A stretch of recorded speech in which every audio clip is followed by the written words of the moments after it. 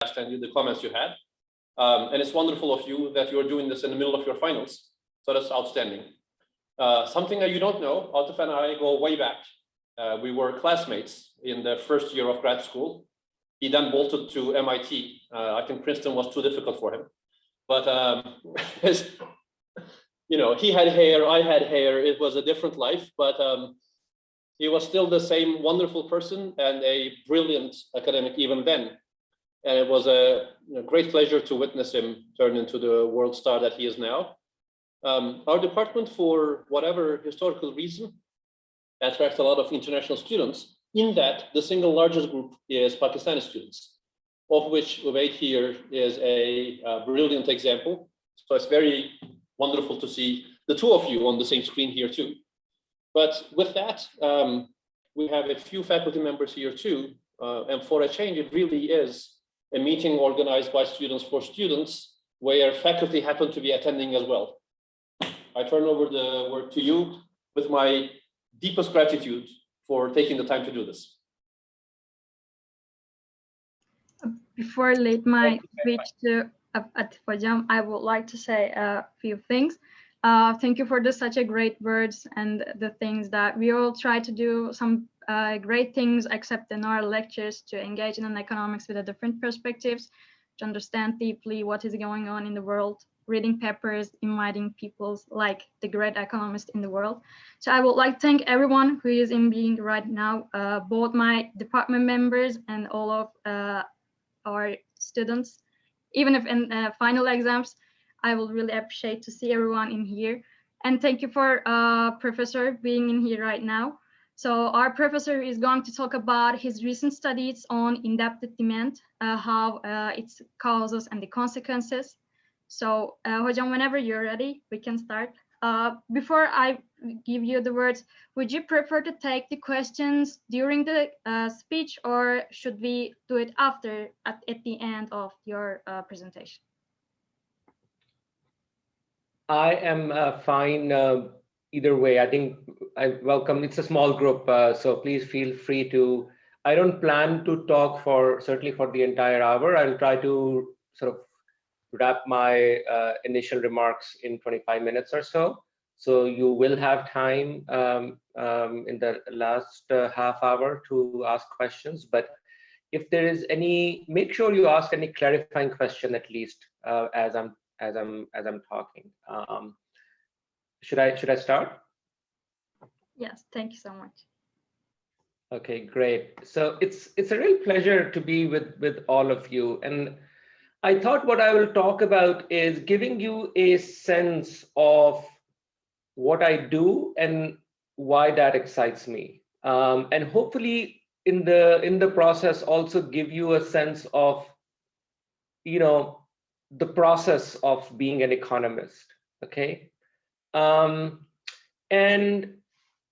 to me, what interests or really excites me about economics is that it asks or allows you to ask some of the most important and interesting questions for us as a society, for us as humanity, really.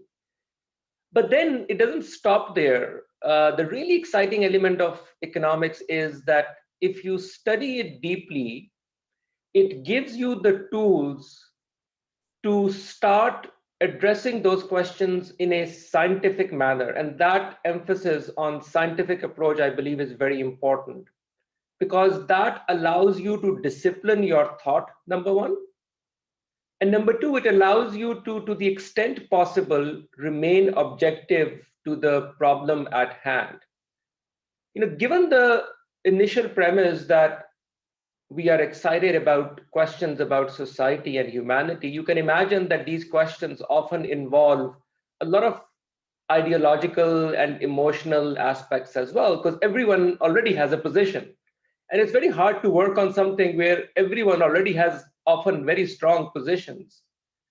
But I think what you want to do as an economist, especially academic economist, is try to hold yourself off of those positions as much as possible. And as I said, go back as much as possible to the science and to data, the objectivity, because you don't want to make a mistake. These are because of the importance of these questions, you want to make sure that you answer them truthfully, both in the sense that you say something meaningful, but also in the sense that you are very clear about the level of uncertainty out there in terms of what you're doing. That you tell people, you convey to people, while I'm making this judgment, I cannot go beyond this level of confidence, so people understand, because again, lives can rest on the implications of what we're saying. So with that, let me now talk about really the set of questions that have been on my mind for a while in recent years, for very obvious reasons. If you look around what's happening, you can see that while we have had tremendous economic growth over the long span of time, 50, 100, 200 years, we have made remarkable progress. Poverty is much lower than what it was, and so on. But along with that progress comes new challenges. And I think one of those challenges is, okay, fine, we have, the minimum standard. Many of us, if not most of us, are above that minimum standard. That's great news, life expectancy and all that. But now we need to raise the bar higher as well in terms of what we demand from our humanity, so to speak. And one great challenge from that aspect is the question of inequality, the question of opportunity, and the question of, are we all sort of born with equal or relatively equal opportunity to excel? I think that's a very fundamental notion that should appeal to everyone. We want to be in a world where it doesn't matter where or in whose house you are born. What really matters is what you make of yourself, right? That's a very sort of promising metric or objective by which we should, aspire to judge ourselves. So from that perspective, there are grave challenges that we face because inequality has been rising, number one. And number two, it appears that the consequences of that inequality are not good for the society along multiple dimensions. So what I'm going to do is I'm going to give you a sense of how at least I approach that question and how we can get to certain policy implications that we can then take to whoever the powers be. So let's start with how to think about inequality as an economist, scientifically, objectively. And the first broad point I want to put across is, and this is very important, this is partly what I meant by when I said you must try to answer these questions scientifically. When we think of the economy, we must think of the economy as a system, because that's exactly what it is. It's not a set of ideologies that we can impose. Economics, or the economy, I should say, is a living, breathing organism. There is absolutely no doubt about it, and I'll try to explain why that is the case. One analogy that I like to make is that you should think of the economy as an ecosystem. And there is no disagreement that the ecosystem, if you look at, for example, Amazon jungle or any other ecosystem for that matter, the earth that we live in, it's obvious it's a scientific, studying the ecosystem is a scientific discipline. In exactly the same way, studying the economy is a scientific discipline. Why?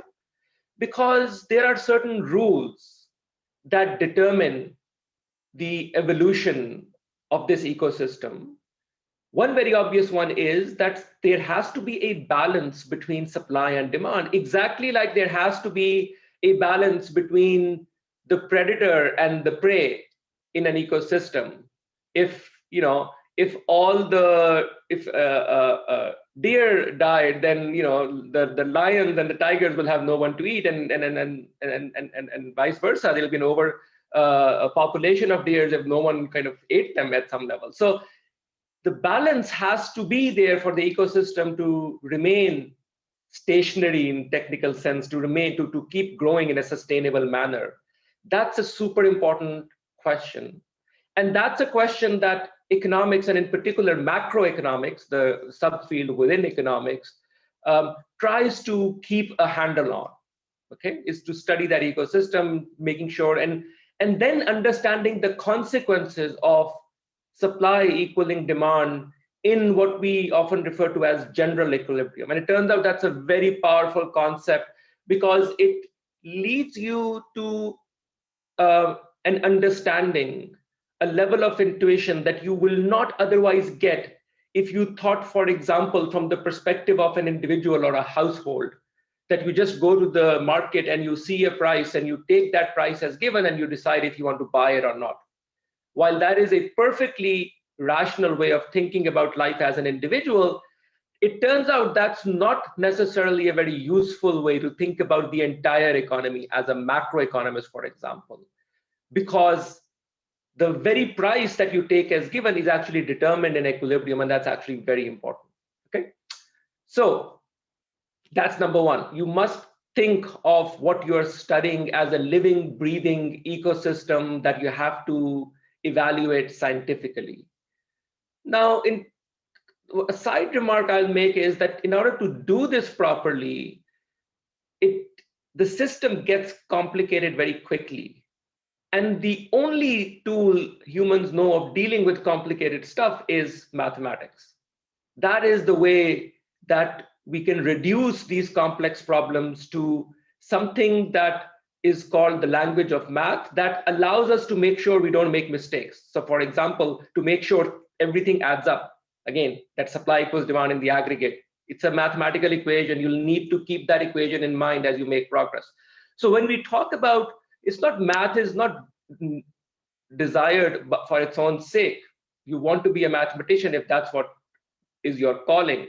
But economics, just the nature of the question will require or force you to use math if you want to do it properly. The other idea I want to put across is that is very important is that we are all connected. That's the other thing that makes me very excited to be an economist, because in a very real sense, we can talk about the philosophy of our common humanity and so on, and all of that is great. But economics gives us a very objective scientific reason to say, look, we are all connected. And so I may not care about Rifat because he's living in Turkey and I'm living in Princeton. But it turns out that what happens to Rifat in Turkey is ultimately going to have a blowback on what happens to me living in Princeton, again, through these supply-demand linkages. So in that very real sense, we are all connected. And it is to our collective advantage that we take that into account and that we care about each other in that collective sense as well. And that is the other attitude in economics that I find absolutely sort of exciting, which is this concept of externalities, collective action. This idea that the sum can be bigger than the parts. It's a hugely powerful idea that the sum can be bigger than the parts.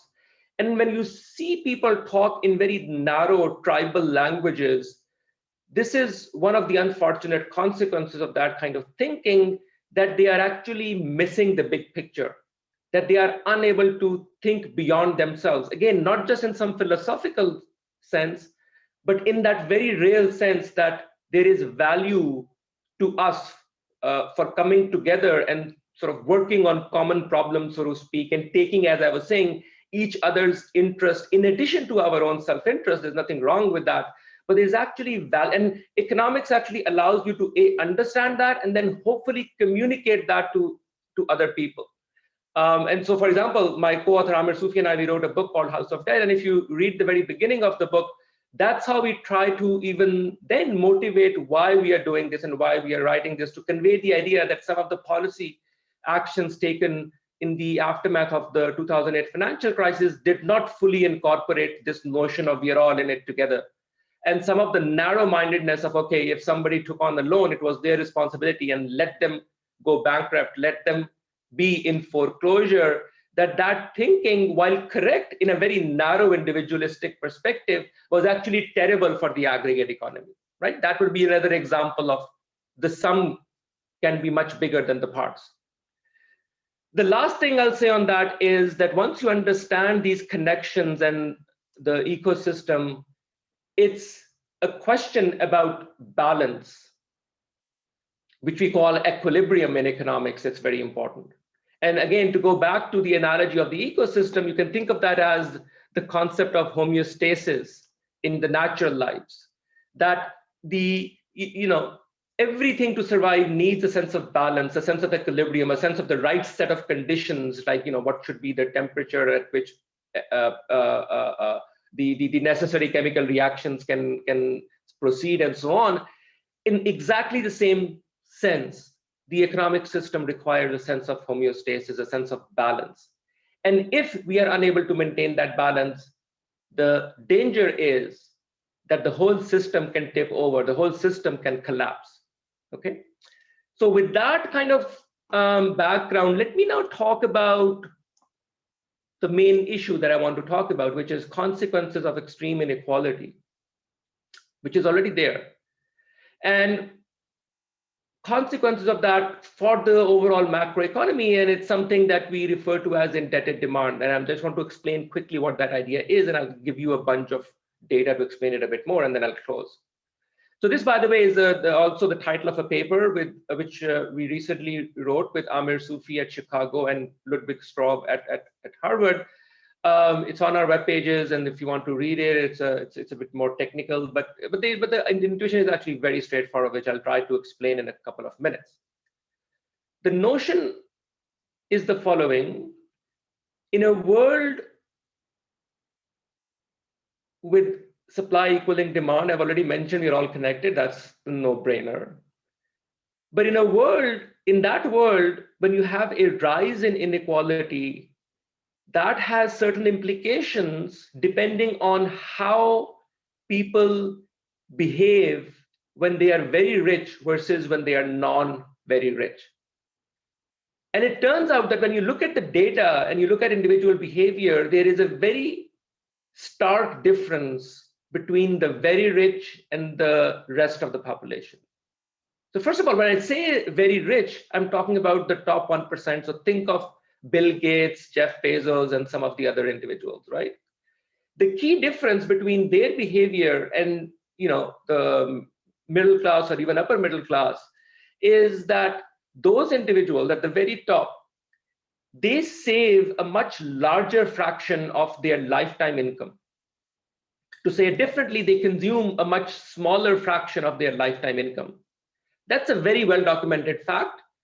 In mathematical terms, we would say the utility function is non-homothetic, but it means exactly the same thing in plain English, that those individuals, they end up saving a larger fraction of their lifetime income. Now that's their choice, that's their freedom, they can do whatever they want, it's their money, they earned it. So there's no judgment call on this, right? That's objective thinking. I'm not saying, this is bad, there's nothing good or bad about it. Probably you can say it's great, they're saving more, that can help the economy. But this is what being an economist allows you to do, is you can now say, okay, what are the consequences of this premise? So first of all, now I'm going to try to build a model that is based on this basic fact, this basic premise, which itself is based on data. So you can come and punch me and attack me in terms of what I'm going to do next. But the only way you can do that is if you say this assumption of yours is wrong. As long as I can defend this assumption empirically, I can proceed logically in what I'm going to say next. Okay, that's the idea. That's how you discipline your thinking in economics. So this notion that the very rich save at a much higher rate, it's very well documented. So I would say it's not a very controversial statement to make. It turns out that the consequences of this simple statement are quite remarkable. So in particular, if in such a world, if in such an ecosystem, the rich get richer, which is exactly what it means to say inequality is rising. In such a world, when the rich get richer, we have a problem, potentially. The problem is the following. As Bill Gates gets richer and richer as a share of the overall economy, so think of the percentage of GDP that's going to Bill Gates. As he earns more and more of that, and he tries to save more and more of that, think of how Bill Gates will try to save that money. Obviously, he'll plow that money back into the financial system. And so the key question is, what does the financial system do with that flow of annual savings that the system is receiving from Bill Gates and his cohort? If the financial system is able to absorb that entire saving into what we refer to as real investment, that is to say, building plants, hiring people, all of that good stuff, then there is no problem at all. In fact, inequality is great because it allows the economy to invest more and more. And so it will grow faster and faster. And that would be a tremendous thing for the economy as a whole. So now we have a second empirical question. Does that happen or not? And the remarkable fact is that investment as a share of GDP has not grown at all while inequality has risen. In fact, it has fallen somewhat. So now we have a conundrum to solve. If Bill Gates is saving more and more, and he's getting richer over time, and investment is not rising, where is that money going? It has to go somewhere. Remember, supply has to equal demand. Economics forces you to make that connection. When you look at the question of where that money goes, what you realize is that there's only one other thing left to do for the system, and that is for someone else to borrow and consume, in a sense, on behalf of Bill Gates, because he's not doing it himself. But this is where the concept of indebted demand comes in, because now that money has to be borrowed and consumed. That's very different from just the person earning that money consuming it himself. When someone borrows and consumes it, which is a natural consequence of the logical steps I followed, that's called indebted demand. It's called indebted demand for the natural reason that whoever borrowed and consumed it, it's great when they consume it because the economy kind of experiences a stimulative effect. But now that they have borrowed it, they must pay it back. And this is where indebted demand force kicks in. Because when they try to pay it back, they are essentially trying to pay it back to Bill Gates. Now, they may not recognize it because they paid back to the banks, but Bill Gates owns the bank. So what they are really doing is giving that money back to Bill Gates. But we are back to square one then, because Bill Gates is not going to spend that money once again. Because remember, he consumes a much smaller fraction of the resources that go back. Now we have twice the problem that we started off with, because the world is still unequal. Bill Gates is still trying to save more and more of his income, but now he's also receiving this capital income in the form of interest payments back from the people he lent the last period. So the problem in a sense becomes even worse. How do you solve that? There's only one way to solve that, which is for the interest rate in this economy to keep falling so the borrowers can sustain their repayment and Bill Gates can continue to loan them at ever and ever lower interest rates. Except when the interest rates get close to zero, we have a problem. Could I think of this? This sounds similar to the way we think about aging, where older agents want to save more because they are facing retirement. And since all these people are saving like crazy, interest rates have to fall. Is there a parallel between these two? Absolutely. In fact, you can strip my model of its labels, right? So any force that increases saving in the sense that I was increasing savings by Bill Gates will lead to exactly the same, obviously, outcomes and solutions. So Rifat raises a very important question, which is, the model is, in a sense, as long as we don't make a mathematical mistake, the model is correct, right? In the way I described it. But then there are important empirical questions. And this is exactly, you can tell Rifat is a tremendous economist, right? This is exactly how economists think. Okay, I understand the model, but is the channel the only channel through which this model can operate? Can rising aging of the population also deliver this a similar result? And the answer is, of course, it can. So then you would again go back to data and say, okay, can I separate one from the other? And this is exactly what we do in a sort of follow-up work and so on, is to understand the importance of what is called demographics, is the force that Rifat was talking about, and the force of inequality. It turns out, I won't have time to get into that, it turns out that demographics is not that important. It contributes, but not as much. That inequality is the bigger force, and it's partly for that reason that I was priming you. Let me just give you a sense in 5 minutes of how you would look at data to understand some similar forces. So this, first of all, is the, maybe I should, I never realized I should make it, how do you even do that? I don't use PowerPoint much, so is it F4 or what is? From F11. F11. Not on my computer. Let me try F4. Atif, go down to the bottom where you see the Okay. You broke it. Yeah. Okay. All right. So very quickly on the data side, this is the rise in inequality that I was referring to from 980 onwards, the rise in top 1%. As I said, in this kind of a framework, it's really the very top. And that's why I was mentioning sort of extreme inequality, that it's the share going to the very top that really matters. You can see it's almost doubled in the US and some very similar patterns in the rest of the world, including China. And hence the saving coming from the top 1% as a share of the economy, that you can measure that directly, and that rose significantly as well. So where does this saving go? Let's look at the aggregate math, right? It's a simple accounting here that I'm actually doing. As a share of GDP, this is the total rise in saving coming from the top 1%. More than 100% of GDP cumulatively since 1980 is the rise in saving. It's quite a lot for the US, like close to $20 trillion. Where does this money go? You can actually track it in accounting sense.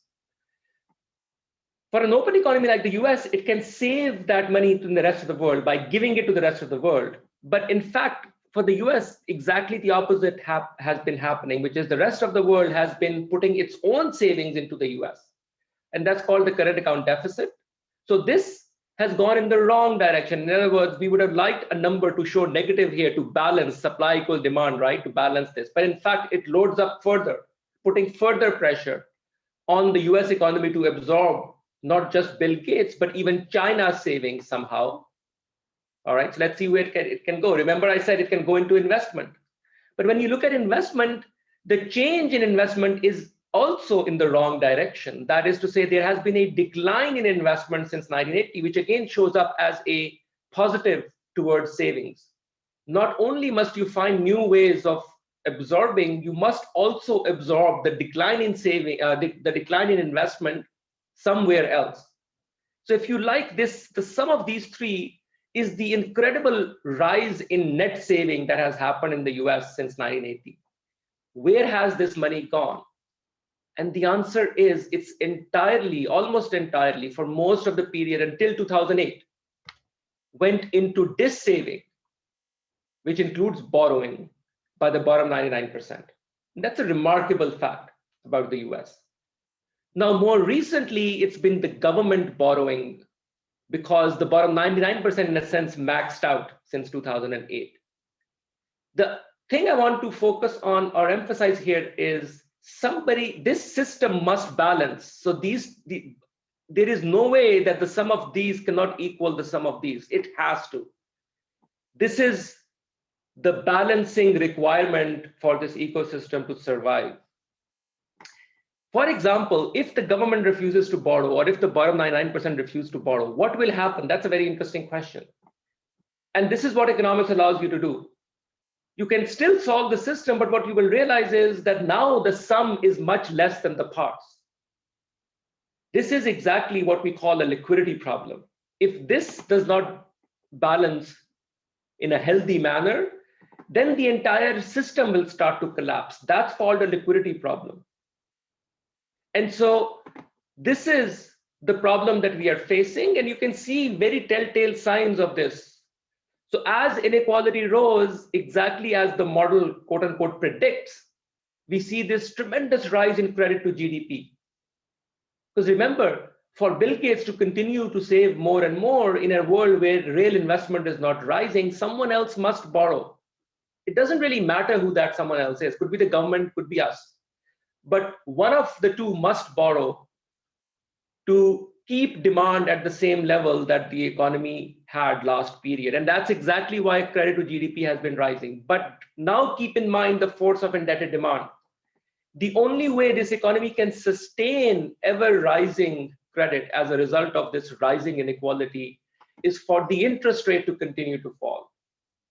Because that's the only way the borrowers can afford to not just repay, but then borrow even more to keep the economy in balance. And that's exactly what we have been seeing since this is real interest rates, it can go negative as well. But we have a problem ultimately, and this is where we currently are. Yeah.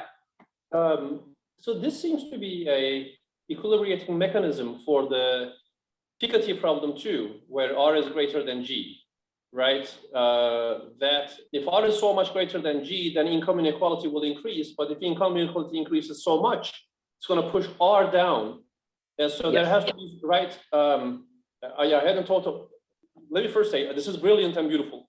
I hadn't thought of any of this. But is this the direction that is going to go to? Absolutely, absolutely.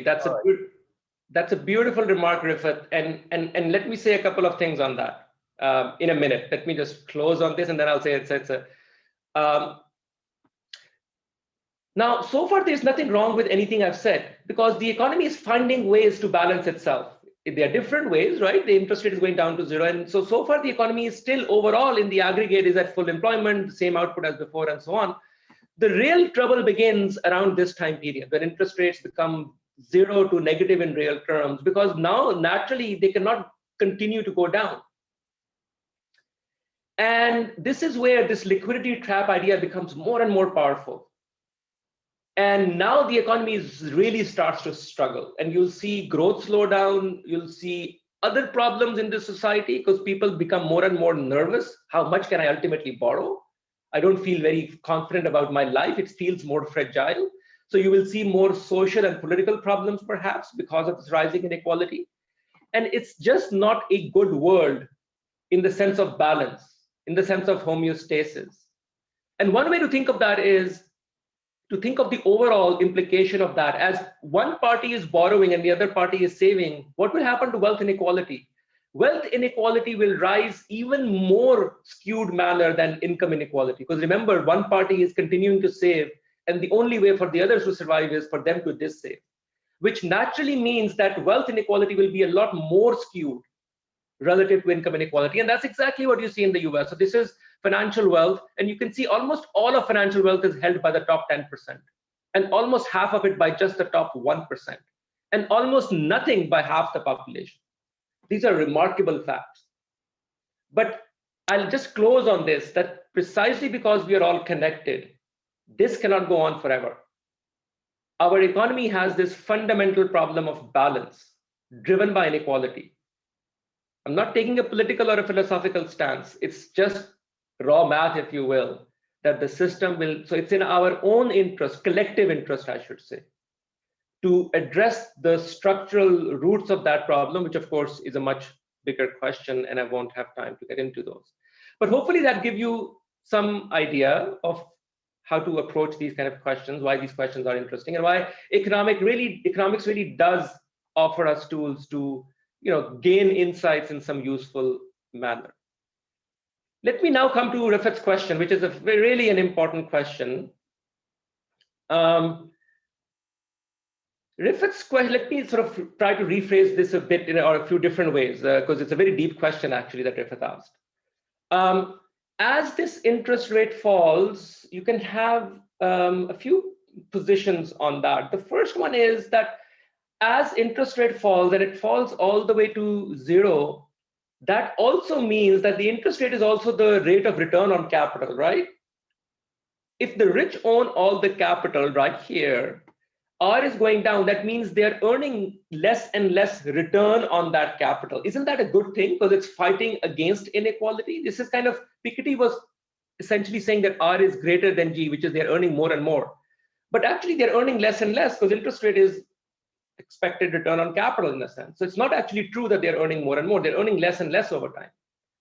But does it solve the inequality problem? It turns out it does not. And the reason for that is the following. There are a few different reasons for that. But one is, despite earning lower cash return, they are actually becoming wealthier and wealthier. Because wealth is inversely proportional to the interest rate. It's very straightforward. Whenever you price an asset, like think of pricing a stock or a bond, if I give you $1 forever, the price of that perpetuity, the value of that perpetuity is 1/R. So as interest rate falls, people who already own assets will become richer and richer. So the value of your property will become more and more. The value of your stock portfolio will rise faster and faster. Well, Joe, I wanted to ask you this, so let me do it now. This is going to be ill-formulated, but I'm sure you have thought of this already. There are two separate things here, the stocks versus the flows, right? So wealth inequality will be worse, but income inequality should be getting better to the extent that income includes return on the wealth as well. Yes. There has to be some difference between the capital gain versus the actual return I receive. And now that I'm asking this, I will say this too, and then I'm going to shut up. There's also this question about how we measure these things properly, in the sense that marking to market is a difficult thing to think about for precisely these questions, where I hold a financial asset. There is a tiny transaction in this that elevates the price like crazy. On a mark-to-market basis, I have become insanely rich, and this has to be reflected somehow in this wealth accounting. But in essence, nothing really has happened. And if I wanted to sell these things, I wouldn't be able to sell them at that price anyway. So how much of that? Okay, so I just lay these on you. How do I think of these things? Yeah. Let me answer your first question first, which is about, at least it should help on the inequality, because the flow of return should be less. First of all, well, yes and no, first of all. So let me first of all explain that, and then I'll say one other thing.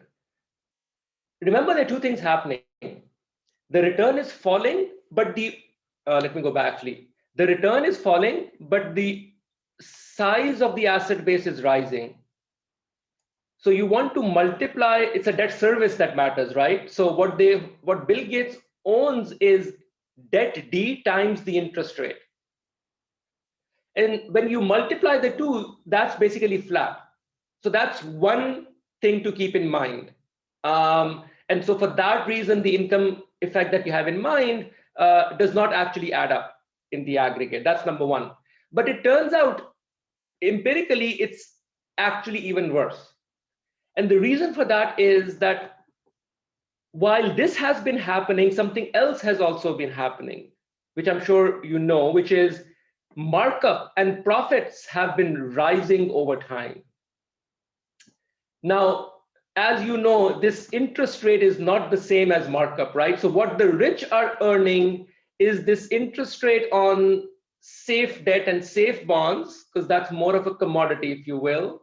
But what they're earning on the equity side, on being the ownership of those businesses, includes those profits and includes those markups. So that return actually is not as low, even in the cash flow sense of the word. Now, it's a very interesting question of why that has happened, which is kind of independent of, at some level, that's the structural force here, which is part of the rise in inequality. I have another paper with Ernest Liu, my colleague, where we actually argue that the very process of very low interest rates actually makes the economy more monopolistic, and so raises, but that's a whole different argument, and I won't get into that. Your second question, Rafat,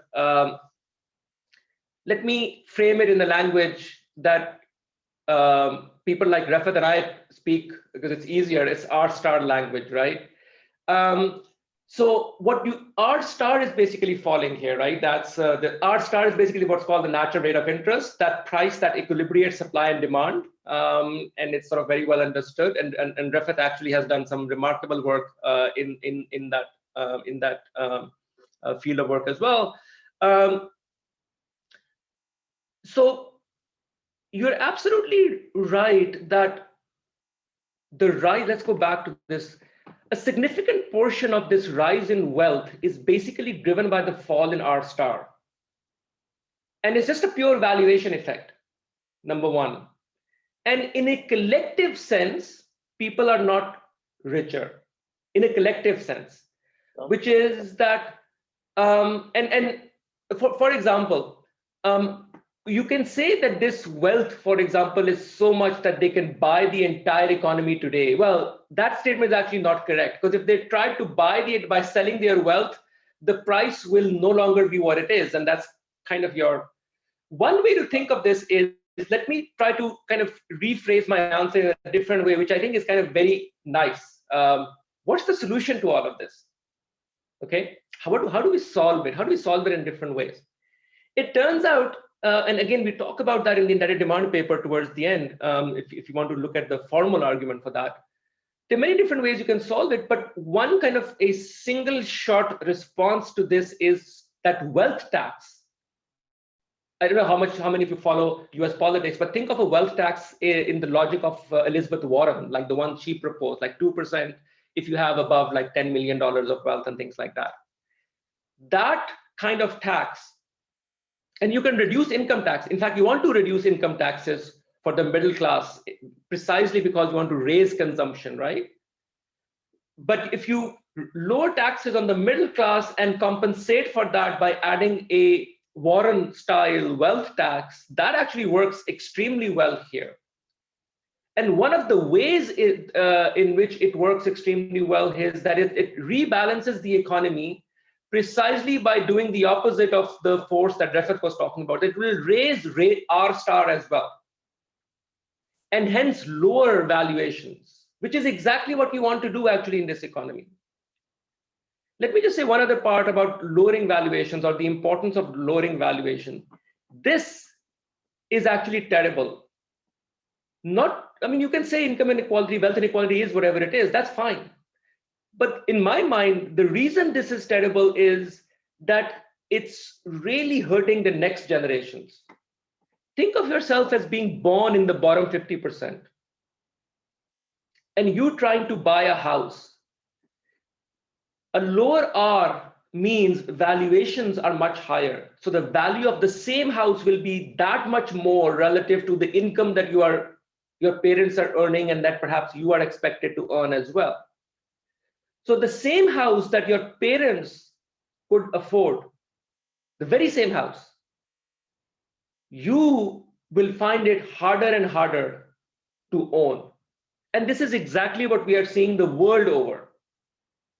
If you look at home ownership rates for the US, it's remarkable how home ownership rate by cohort have declined, that the middle class is finding it harder and harder to gain entry into home ownership.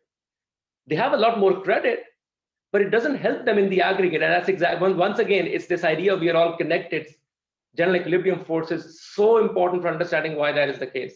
That it's a fool's errand to think that just by extending more credit, you can make housing affordable. You can never do it because the price just keeps rising out of reach because of this R star effect, essentially. And so that's why the advantage of understanding all of this as an economist is precisely that you can hopefully make people understand these relatively more subtle but extremely important forces. And at the minimum, help them understand that if you really want to solve this problem, you must attack what we sometimes refer to as the structural causes. And it allows us to focus the debate on the right set of causes and effects, as opposed to keep pretending that doing something without understanding the problem, right? It's very important to understand the system, because otherwise it's a very complicated system. You take 100 people on Twitter, for example, they'll have 100 different views on what to do. But that's not very helpful because you cannot do 100 things. And 90 of those 100 things might damage you more than what you are trying to accomplish. So again, I just want to sell my discipline. I think it's a fascinating discipline of economics if we do it right. It gives us these tools so we can, in a dispassionate way, we can study these things objectively and scientifically, and the right way to debate is exactly the way Rifat was asking me questions. You can already see, right? Okay, what about demographics? What about people aging? Is it really about it? Those are exactly the right set of questions. To then go back to the data and say, okay, is it this or that? But thinking objectively, especially the young, I think this is because you guys are the future of economics, whether it's research or policy world, depending on their interest, you may pick one or the other. But I think I hope that people get a sense of a little bit of wonder that what this field has to offer, that I think occasionally gets missed in the way, and fault is mostly ours, right? The way we typically talk about these things is so boring that even I fell asleep in many of the seminars. But I think there's something deeper going on here, which we should try to communicate, and that's partly what I've tried to do here.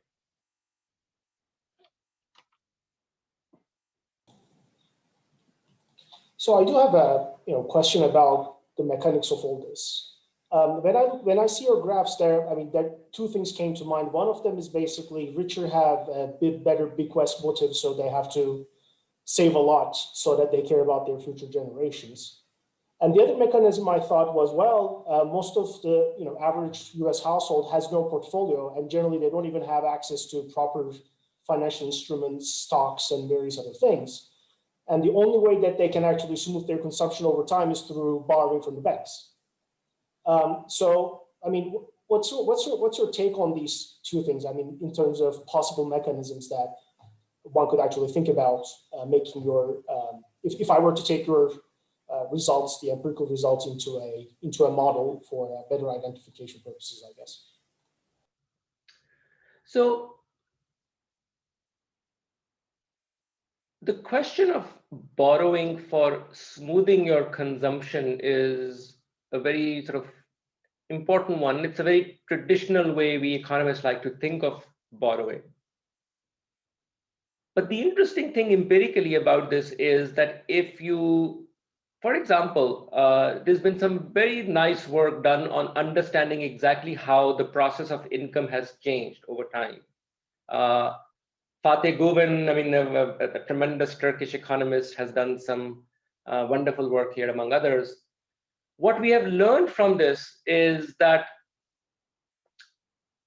the rise in income inequality is also very persistent in nature.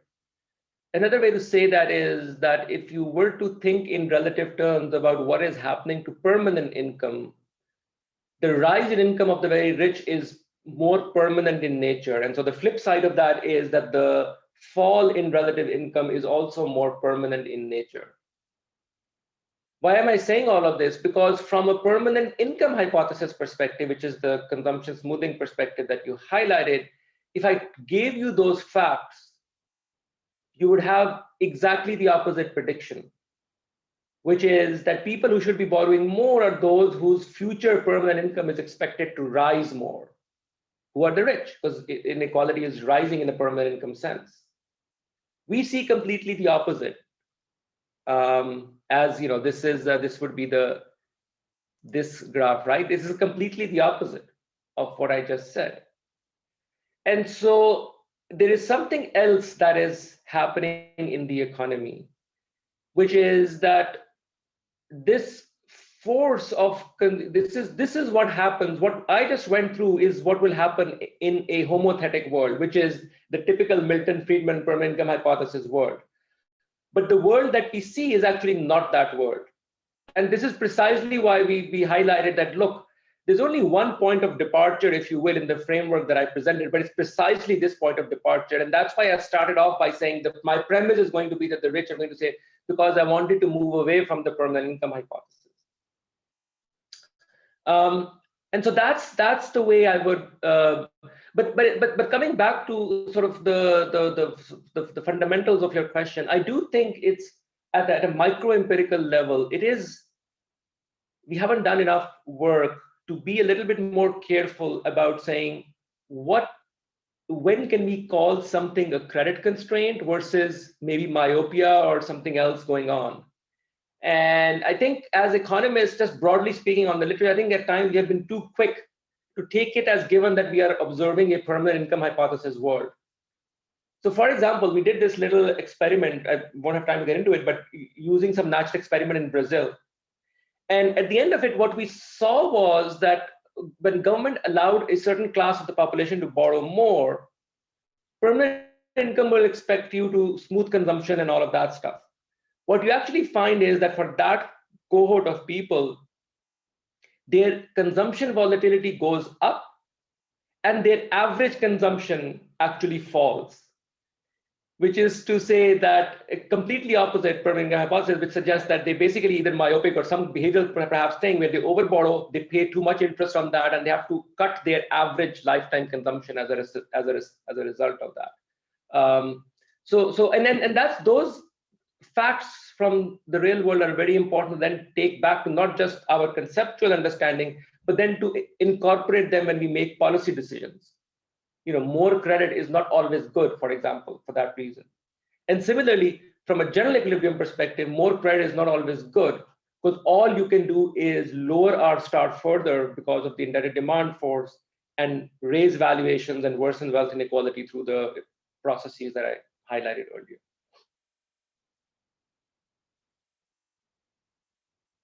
I would like to, if it isn't, I would like to ask my question. I think it's not that much complicated when I compare with my professors, but my concern is, as far as I understand, those lenders tend to be the wealthiest portion of the society. So they tend to consume less, a small portion of their income. On the other hand, borrowers are the portion of who are not that much wealthy. So these borrowers actually, as far as I understand, they borrow and boost the aggregate demand. But when it's time to go back to pay, lenders are not spend as much the borrowers. So this actually put a pressure on aggregate demand. So my question is coming in here. So when we apply, for example, wealth taxation, for example, when we, for example, the borrowers now, the less wealthy portion of the society can, for example, earn more. Will they still going to borrow more, or since their income increase, they will tend to act like the previous wealthier? How is it going to be work? I mean, are they going to spend like as usual as before, or are they going to how can I say, reduce the demand? How is it going to be happening? This question also applied from the wealthier side as well. So they're not going to be that much wealthy. Are they going to spend more? How is it going to be happening? My question. Yeah, it's a very important and interesting question. The short answer to that is, and that it's easy to answer your question on the margin, as we say in economics.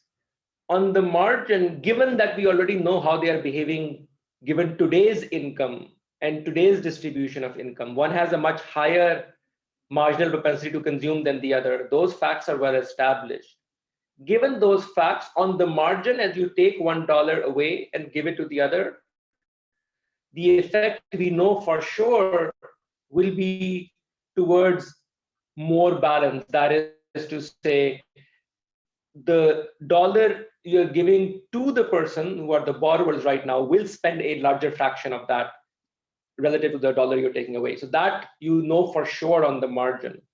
But your question about what might happen globally, as we say it in technical terms, if you continue to do more and more of it, right? You redistribute a lot. So on the margin no longer applies, and that's when some of your questioning becomes more relevant, number one. Now, it turns out that we can answer that question as well, because we know a lot more about, down the distribution, how people behave and so on. And the short answer to your question is that when people study this behavior of saving too much, so to speak, it's really a top 1% phenomena. To say differently, that almost the 95% of the population, we can say quite safely, behave in homothetic way, which is to say that they essentially consume most of their income over their lifetime. They can decide sometimes today or tomorrow, but those things wash out on average. As long as they can do. So it turns out that your question is absolutely valid, but given what we know from the data, if you were to institute kind of an Elizabeth Warren thing, I would not worry too much that you will recreate that problem in some other ways, because there's a lot of room across the distribution that can help you. Now, having said that, one of the ways you will find out if you have done enough is precisely because you will observe in real time what is happening to the interest rate, or R star. If we are doing this correctly, then R star should continue to start to rise. Long-term interest rates will begin to rise. And if they don't, then we can do other things, actually. I didn't have time to get into this, but one other thing, it is conceptually possible that some of the concerns you have start becoming material. But you also have this piece that you can then begin using more and more. And we already are using this more and more, which is the fiscal side. And the government can then start to borrow and spend to add further to aggregate demand if, for reasons you mentioned, demand does not rise sufficiently. So we do have other things to kind of bring into motion as well. But right now, but again, we can't rely on just this one margin for, again, many other reasons as well that I won't get into. But this is the way, this is the way you would actually, as policymaker, you will keep your eye on the ball for exactly the kind of reasons you described. I have a question. So like you gave the example of Bill Gates and how he has accumulated so much that he is like one of the richest person. But this is what I always think that, but he also created some kind of an innovation and he caused some kind of trickle down effect and created wealth for other people. And we also see that there was the internet and tech boom, which created all of this. And if you go back to the start of industrialization process back in 18th and 19th century, it also created some really inequality, extreme episodes of inequality. So can this be cyclical, like the nature, the thing we are saying now, top 1% and bottom 50%, 90%? Can there be another episode such that which reverses this? Or, I mean, is it like cyclical or is it going on? Excellent question. Well, it's interesting. The history of this is interesting. As with these questions, you have very few observations, right? However, you mentioned the earlier, what is sometimes called the Gilded Age, when we also had very high level of inequality and so on. And you're correct in, so what is implicit in your question is that inequality did come down. However, and this is the important thing, it's not naturally cyclical. That inequality did not come down in some natural fashion. It's very interesting, actually. It's a fascinating thing for those of you interested in economic history. I think there's a lot that needs to be worked on in this question. The last big inequality uptick, like 1920s and so on, think about that period. How did it fall down? Well, it actually fell down not on its own. It fell down because of very drastic government and policy actions, which came into effect. It was basically the world wars that ended it. There was this massive redistribution post-world wars that ended that very high Gilded Age, partly as a natural sort of the political compulsions of the World War and its after effects. For example, inheritance tax. I don't know how many of you followed Downton Abbey, right? This series. It's very interesting. They're living in those time periods, and there's this constant pressure that this thing is not sustainable anymore. Like you can see that pressure building up, right? That's the economic forces, that you cannot afford this lifestyle as a society anymore.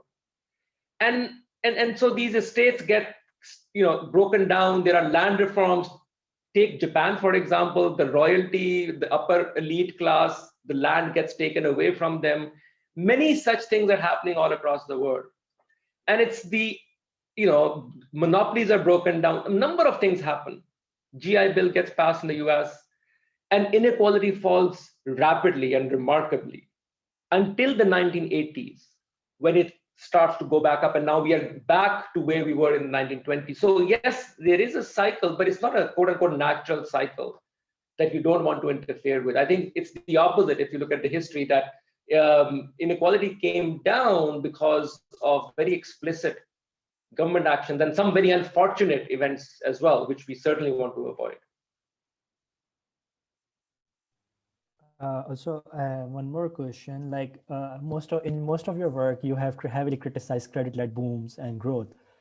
But on the other hand, we also see that is mostly the source of development or economic growth in developing countries.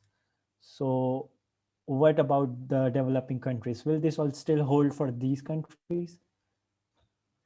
Absolutely. It's a very interesting question, actually. It turns out that developing countries have not grown through credit, actually. And China is a perfect example of that. The huge Chinese success story until 2008 It's a tremendous, never we have seen such large number of people growing out of poverty at such a rapid pace. Credit has very little role to play, actually. Credit in the sense of net credit flowing into China, for example. If anything, the remarkable thing is China was the net creditor to the rest of the world throughout the dominant period of its growth.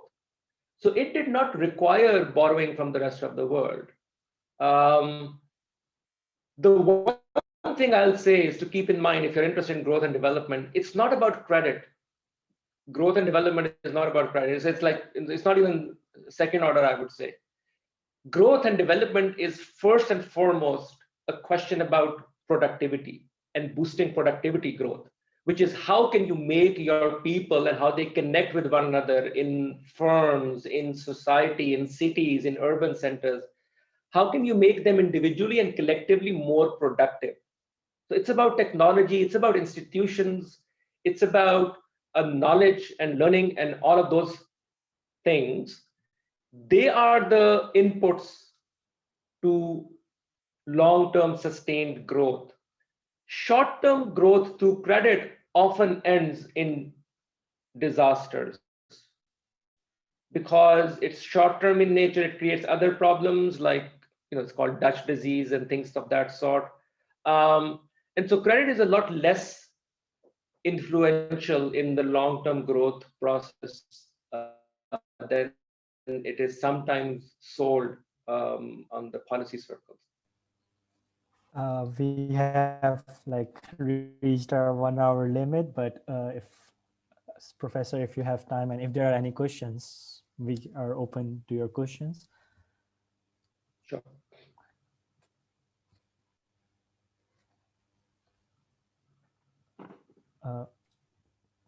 There's one chat.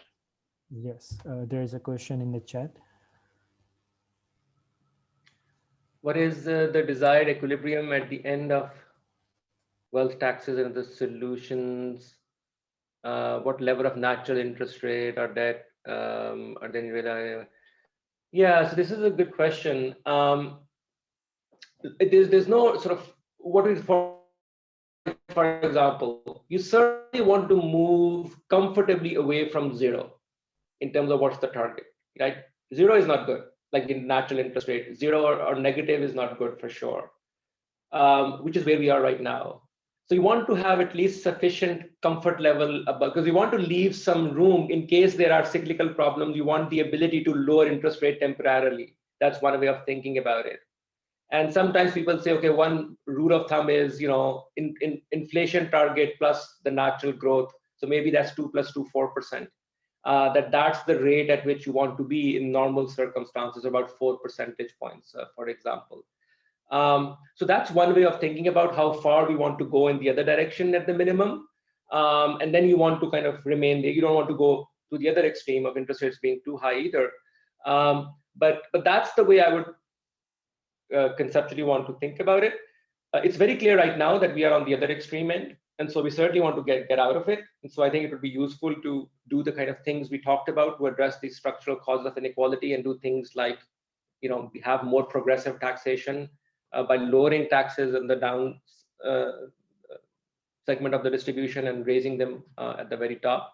And we have quite a bit of while to go before we start worrying about have we gone too far. But obviously, as in life, you want to avoid the extremes. On the last bit of that question, Mahmoud's last question was in terms of the debt level or the national rate of interest. Are they the real target, or is inequality itself a target? That I think is an important question. If this much inequality weren't creating these associated problems, would we be okay with the inequality on its own right?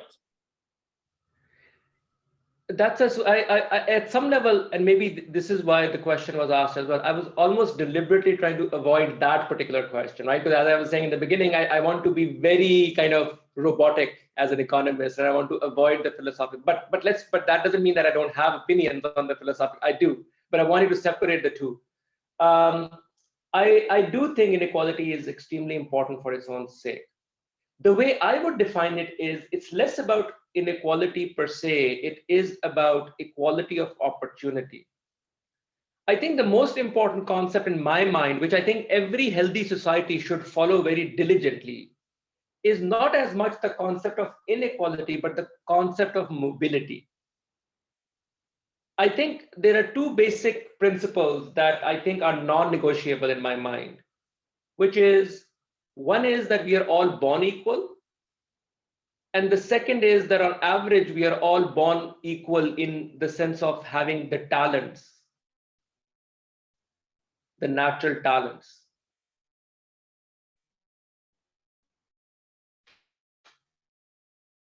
I think them at a very deeper level. If you believe in these two principles, they have a very obvious consequence, which is if a society is structured to honor these, the matrix of mobility, what do I mean by that? It means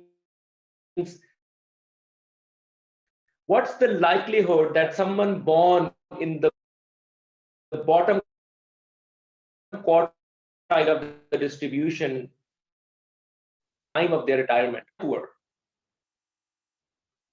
You may not know the reasons, but you know for sure you're violating those two principles I just highlighted.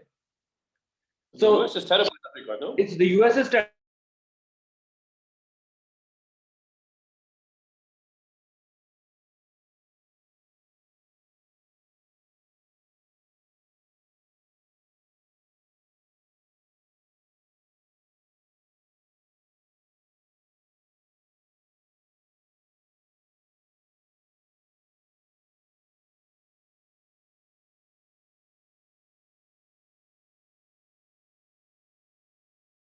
That's the thing that I would follow most closely, because that's the society I want to live in.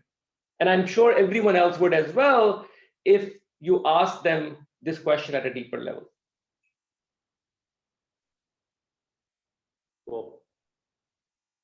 Ali has a question. Ali, you can unmute and ask. Okay. Do you hear me well? Yes. Okay, then my question is on solving the root causes of the inequality. I mean, we talked about changing the wealth tax, such things, but you also mentioned the root causes of inequality. Can you tell more on how we can solve the root causes? I mean, do you refer to things like government ownership, or like the more fundamental changes in the structure of economy, or what else do you refer to? I think the root causes of inequality, first of all, is a much more complicated, difficult question. People have invested a lot of work and effort into this. The bottom line of that is that we are not quite sure, number one. We know that there are some factors that are clearly contributing and that are important. I mean, technology is one of them, right? Let's just take that as given. If we think that technology is more like winner takes all, right? Whoever creates Google gets everything, right? That's to some extent, that's true. But then, we don't want to get rid of Google. It's useful, right? So it's more about regulation and so on, and there's a longer conversation. But some of at least some causes of inequality, you just can't, in a sense, you have to live with it. And so one way to think of that issue is, to the extent those are the cause of inequality, we must attack to the negative consequences of inequality and say, okay, you know what? You can be Bill Gates, you can become the next millionaire, and then so on. But let's avoid the extremes. And again, wealth tax would be one way of trying to avoid that extreme. So you can make a lot of money, spend it, enjoy it, you've deserved it, no problems. But it's the extremes that really start to hurt the economy. And that's where, so as long as you have a well-regulated mechanism that, for example, you have a progressive taxation system, for example, you have some reasonable antitrust measures. So if there is a natural monopoly, we have ways of dealing with it and so on. Again, that's a huge literature to study within economics. That's clearly part of the answer. You cannot kill the causes of inequality. I think that's equally important to understand. We are just trying to avoid the negative consequences of inequality. As I said, some of the bottom 20% should become the top 1%. That's there's nothing wrong with that.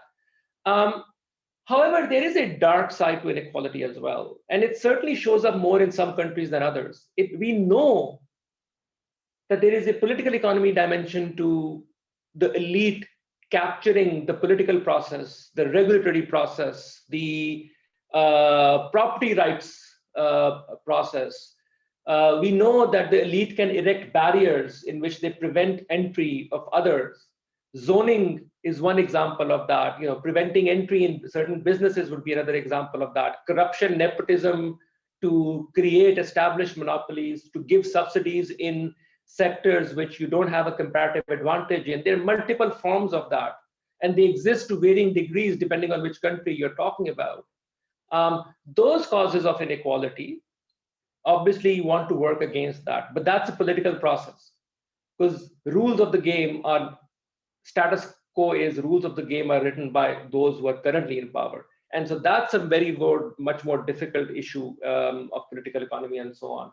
So it's a bit of both, but I think at the minimum, we need to start by addressing the negative consequences of inequality, regardless of what led us to that position.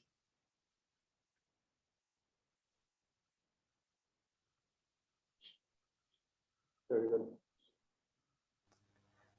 I think, Hujam, we have taken more time than we asked for, and we can commence the session, I guess. If there are no questions, Rafet Hujam, Ali Hujam, Hakan Hujam, Burchin Hujam, Uzair Hujam, if there are any questions, and if there are not, I would like to thank everyone for joining us and for taking out your time during the finals for my fellow students. And thank you, Atif Hujam, for taking out time and giving us this wonderful session. I wish you all good luck for future and stay safe, everyone. Thank you, Bad. It was a pleasure. It was great seeing you. I really appreciate you taking the time. Thanks, everyone. Wish you all the very best. Hopefully, Bye-bye. see you in person here too, when the world is a better place. Absolutely. Turkey is one of my favorite, if not the favorite country. So would love that. We'll make sure that you do a pit stop here on your way to home at some point. Absolutely. Outstanding. Thank you. Bye-bye.